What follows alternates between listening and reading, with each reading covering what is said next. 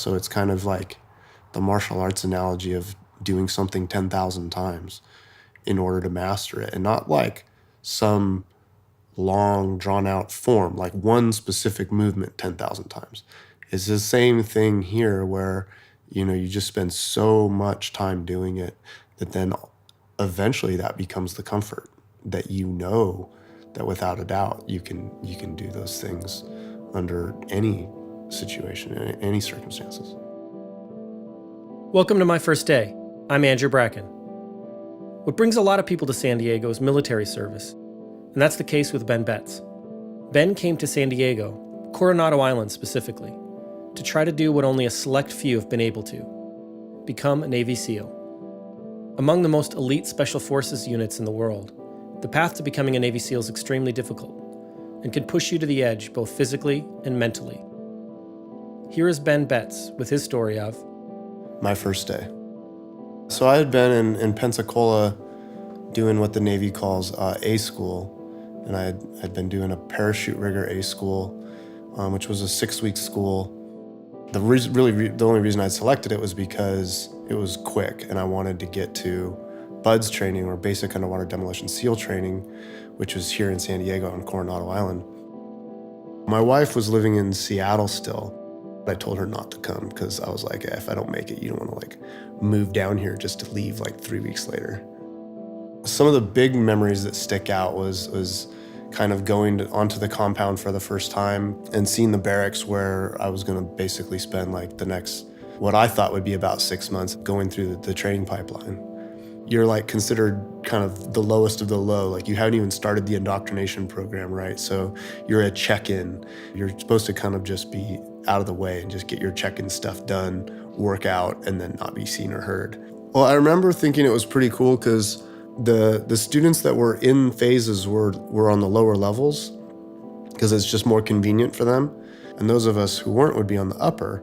And so I remember being on the 3rd floor with this window that looked straight out over the Pacific Ocean and thinking it's kind of funny that this is the worst room, and yet a couple 100 yards up the beach, there were these condos that people pay a lot of money to live in, and our view was better than theirs. One of the vivid memories I have was getting this sheet of paper that kind of spelled out the protocol for when you were moving around the compound, kind of going through the check-in process and stuff. And there was kind of a blurb in there about the instructor staff that said, if, the blue and gold, which they wore blue t-shirts with gold lettering, they would say drop. And that means, you drop down, you do your 20 push-ups, you sound off with the instructor's name, hoo-yah, this whole kind of elaborate routine, basically just designed to see if you can follow instructions. So it was a really intense time because you want to make this great impression on people, and you're going to be there for a while. And so you build things up, I think, to some kind of level where if I mess up this one little detail, it seemed so life or death. Did it happen to you? Oh yeah, it happened lots. And it wound up the anticipation is way worse than the event, where at the time I thought if I miss one little thing, which of course you missed 3 things, they didn't really care. Most of the time they would drop you down and then just keep walking. And then, they would be 100 yards away and they would tell you to recover, and then you could get up and carry on with your day. When was the first time that happened? Oh, I'm sure it was probably the very next day. It was kind of when they saw you and they had never seen you before, then it was almost automatic that they would just do that, just so that to kind of establish rapport, establish the hierarchy like we were talking about. And I think in some ways it kind of as a student, you've seen the videos and you've seen the documentaries online and stuff, and you're almost excited to do that. You want to kind of get it out of the way, figure out how it works, and kind of know the deal. And then you kind of feel you're actually a student and not kind of someone who wants to be a student. So there's kind of a weird crossing of that boundary.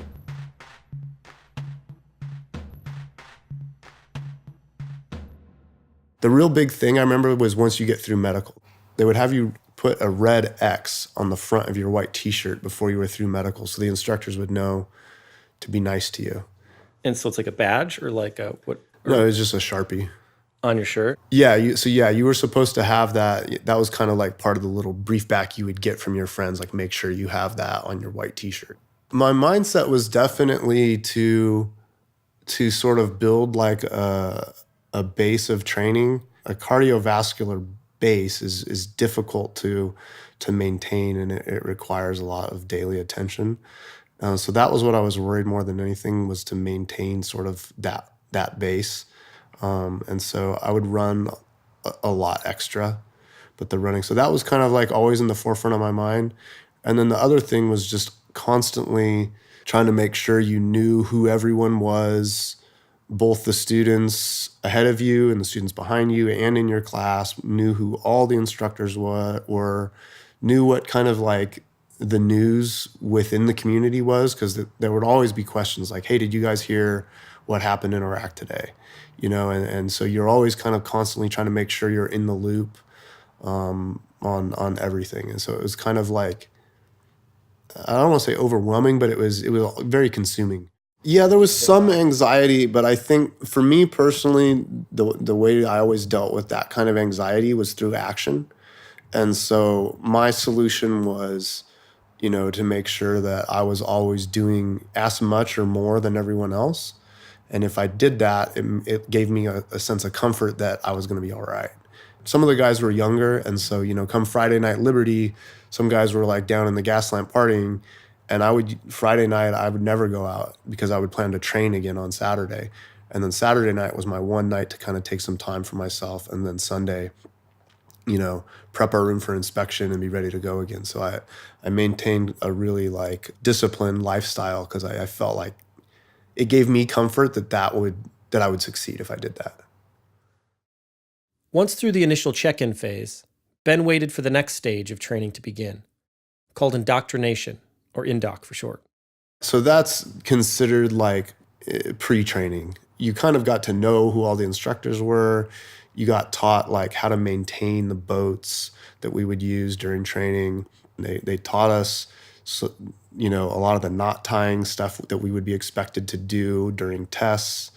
A lot of sort of this, I think what's colloquially called drown proofing, but it's just an evolution where you're kind of tied up in the pool and you bob up and down and you learn how to like survive without the normal ability to tread water. So a lot of these little things. And then it was just a lot of swimming. So like back to that cardiovascular base, was a lot of swimming, a lot of running, a lot of doing the obstacle course, so that you could kind of like have a legitimate chance at surviving the training once it really started. Ironically, it actually made it so that once you started training, they could make the training harder, because you already knew how to do everything. So they didn't have to waste any time doing that. They could just use the time physically abusing you. There were days where a lot of guys were quitting, and, the training was quite intense, and you're wondering like, okay, if it's like this now and they're supposed to be building me up, but I feel like I'm getting broken down, then what's it going to be like when we actually start? I think our class, and I think which was pretty typical, lost probably 20 to 25% of the students during that time. But yeah, there was a shocking number of people, just going and quitting on a daily basis. So that number, mind you, is just from the indoctrination phase, before formal training's even started. One constant reality to daily life in SEALs training is attrition. The percentage of soldiers who actually complete the training pipeline vary from the low double digits to low single digits, depending on when they actually start counting, usually after indoc. For some, this fact may give them pause to sign up. Ben, though, looked at things differently.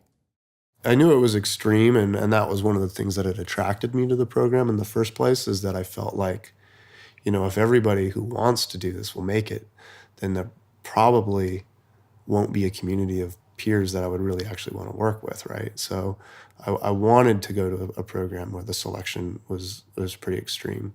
And so I wanted to be someplace where you were truly working with people who were peers in every sense of the word, just as capable as you, if not more, in every facet.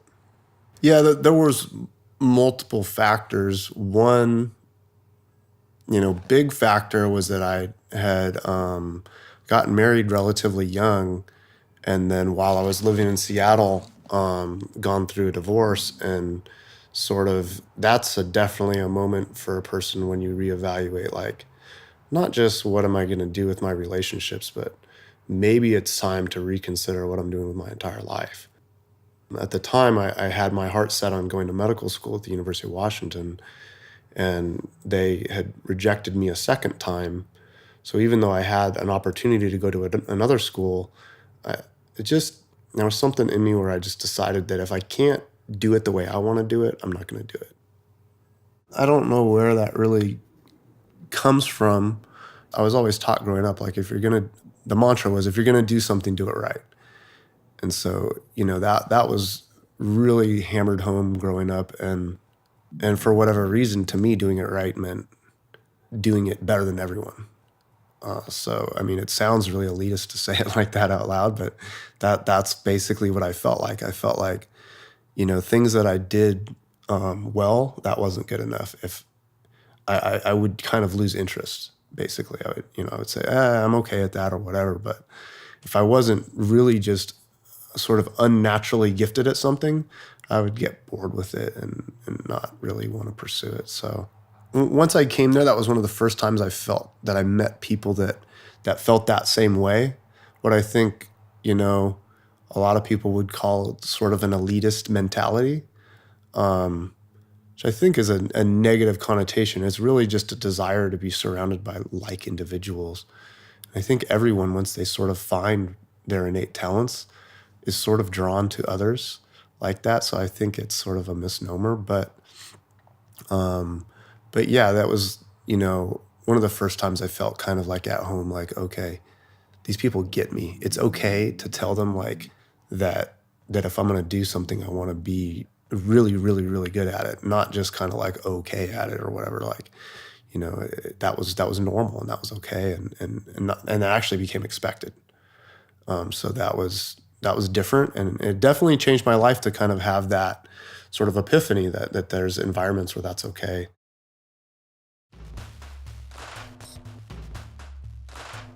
Yeah, the first day of real training was intense because even leading up to it, I think the instructors came to our barracks the night before and like gave an impromptu room inspection and like threw our mattresses over the railings, I mean, really just like tear your life up when you really are thinking, okay, I'm going to get a great night of sleep. And then they like come and mess with you, just to make sure that anxiety was at a maximum. And I remember as the class was running down to the grinder where we weren't allowed to train there before, and now this would be the first day we were allowed there, hearing the sound of the bell ringing from students that the anxiety had built to the point that they had gotten up before the rest of us just to walk down there to quit. So that was like a real sobering moment where these people who had gone through, the same boot camp process, A-school process, all these hassles to even get there in the first place, had just decided, I don't even want to start this. This is too much. So the morning that it actually starts, they quit? Is that what you're saying? Yeah, so they basically quit before it really even started. They had made it through all this other stuff, and then it was just, I mean, they say the program is more mental than physical, and I think in those terms it truly is, because it was just anxiety. They just had built it up in their minds into something way beyond what it actually was, and had just decided, I don't want to do it anymore. There's this bell that's lashed to a post on the grinder, which is just kind of a parking lot at the compound. And if you want to quit, you go and you stand on these little duck feet and you ring the bell and you tell them who you are and that you're quitting training, and then they bring out documentation for you to sign. Yeah, so you would hear this bell ringing 3 times, and even if you didn't quit properly, the instructors would come out and make you ring it loud and proud. And there was actually good reason behind that. They wanted you to kind of take ownership of what you're doing, and so that you could move on with your life. Because for some people that I knew, I think this probably was a moment that began sort of a downward spiral in their lives where, they basically gave up on something that they really, really did want to do. And then they kind of didn't really emotionally recover from it. And so this was a way to kind of establish finality and sort of take ownership of what you're doing and make sure like it happened, the bell was rung. But it was kind of like an ever-present thing. I mean, they would actually take it down and strap it to the back of a pickup so that when we would do our beach runs, it would be there at the front and you could see it in case you needed to use it. So, it was like a psychological tool. And there's kind of like a crazy thing that goes on where in the beginning you hear it and you kind of like, there's a sadness because you probably know that person pretty well, And as time goes on, a lot of guys, and I was definitely guilty of this, become a little twisted about it where you would start cheering because you realize at some point that you're not part of that group that's quit. And with everyone that goes, you're that much closer to making it. And you sort of, this element of like, hey, if you don't want to be part of this brotherhood, if you don't want to do this, then get out of here sooner rather than later so we can move on. There's sort of an evolution of the psychology, of the way you view like what's happening. I think anybody who says they don't consider quitting is a liar. And maybe there's somebody that's just so tough. For me, I would definitely kind of tend to like think about things in terms of alternatives, but I definitely kind of like thought, okay, well, what would be sort of what happens if I choose to quit? If I were to ring the bell, then what would be the next thing that would happen? Well, I knew that they usually would kind of like have you sign the paperwork, then they would actually usually put like a 24-hour watch on you because some guys would get suicidal. And they would usually have you call your family. They would pretty much almost make you do that because that was just part of kind of like moving on and accepting that and also getting back to like your actual support structure. And so, I realized that I would have to call my father and explain to him that, this thing I said I was going to do, I wasn't going to do it anymore. And for me, that was a source of strength, realizing that like I would never do that call was never going to be made. Though he'd made it much further through the training than so many others, Ben's toughest test was still to come. That was the infamous part of training, known as Hell Week. You're basically kept up for a whole week, and you just train constantly for a whole week. It actually started on Sunday night, and they called it breakout. Around sundown, they wouldn't actually tell us. They'd put us in a room and then kind of black the room out and wouldn't let you leave except for to use the bathroom. And so you're just kind of in there sipping water, anticipating, what's going to come. And then when they actually did the breakout, there would be like instructors everywhere with machine guns, with blanks. So it was a lot of noise, a lot of like flashbang grenades to disorient you, a lot of smoke. They would basically just have you run around and disorient you and have you in the water 1 minute and doing push-ups the next minute and getting sandy the next minute. So it's just kind of like this attempt to really like disorient you and exhaust you before anything even starts. Within minutes, there were people quitting. I remember at the time being like, I'm not even tired yet, and people are quitting, and then you kind of have this realization that they're not quitting because they're tired, they're quitting because they don't want to do this. There were moments when even when you're doing it, you kind of are observing and realizing like, oh wow, okay, I've seen the documentaries and I've read the books, but this is actually happening. Like people are just, tough guys are just saying like, I'm not gonna do this.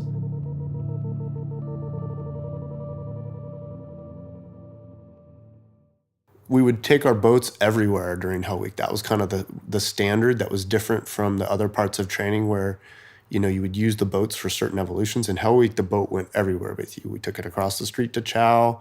We took it everywhere we went, took it all the way down the Silver Strand. So we took this thing hundreds and hundreds of miles during that week, rode it all around the island. And, there were a couple dedicated times where they let us sleep for, I think, about a half an hour, which was kind of bizarre because you would feel when you woke up as though you had slept for like days. And then you would go outside and realize like, oh, it's still dark, but you were so kind of like out of your own mind. When you would really start feeling it was usually anytime you would sit down. So as long as you kind of kept moving, it was sort of easy to just keep going and not really think about it too much. And you're just distracted by whatever's going on. And the instructor staff understood that. And so they would really mess with you psychologically during those times. So like you'd be sitting down eating dinner and they'd be walking around like, who wants to quit? Who's going to quit? Who's going to quit? Always planting that seed, you know. And I think the term selection is really important because it differentiates between this just being a test of what you can do and being a selection of actually we're selecting for certain attributes that you may or may not be able to control. But we need those attributes in the community in order to do the job we're doing. Because there was always kind of this nature versus nurture, argument. Like, are you born a SEAL or do you become a SEAL? Is it something that your parents taught you? Like, how does it happen? And I think, events like that really proved it's sort of innate, and there are certain things that if you don't have them, you won't make it. But there are certain things that you have no control over. And one of them is once you're just completely exhausted and out of your mind, how will you behave? Will you want to continue or not? And there were people that quit, during these pretty altered states. And there were times when the instructor staff would say, hey, this is a good guy. And they would try to actually talk them into not quitting and say, hey, think about this for a minute. This is a big decision. This is going to impact not just your career, but probably the rest of your life, And there were guys that stayed during that. Yeah, I mean, anytime you sat down, that was kind of like when your mind would start running wild on you. And I think about 48 hours in or so, you reached this sort of point of exhaustion where it wasn't just the physical exhaustion now it was the mental exhaustion from the sleep deprivation. And now you started to really kind of have this mental struggle. And that actually, at least for me and others that I've talked to have said the same, really only probably lasted about 24 hours. And then you reach this other state where they could do anything to you and it didn't matter because you had decided you were past the point of making decisions and you were just going to do whatever they told you. And that's when you had to be really careful because you could push a guy to the point he'd just kill himself through exertion. For me, and I think most of the guys, the biggest fear was that you'd get hurt because that was what you couldn't control. Because, you've done all this training and the program has already taught you that the human body can withstand far more than you thought it could. So it's kind of like the martial arts analogy of doing something 10,000 times in order to master it. And not like some long, drawn-out form, like one specific movement 10,000 times. It's the same thing here where, you just spend so much time doing it that then eventually that becomes the comfort that that without a doubt you can do those things under any situation, any circumstances. There's this big berm that the bulldozers push up in front of the compound of sand, and they had us low crawling up and down this berm over and over, but not coming over the crest. And we knew what day it was, and we knew it was getting close to when they typically would secure a class, which means that was the end. And at one moment, we actually got to the top of the berm, and we could see all the instructors and all the staff from the compound, which is a lot of people, all lined up, and we realized that was the moment, And it was very emotional. No matter how exhausted you are, if something significant happens, you are able to tap into sort of an energy reserve and put effort into you recognize the significance of what's going on. I remember guys were actually, physically crying. I don't remember that I did, but I do remember being pretty overwhelmed emotionally and just realizing that's pretty much it. That was sort of the moment, where you'd realize like I will be a Navy SEAL basically at this point.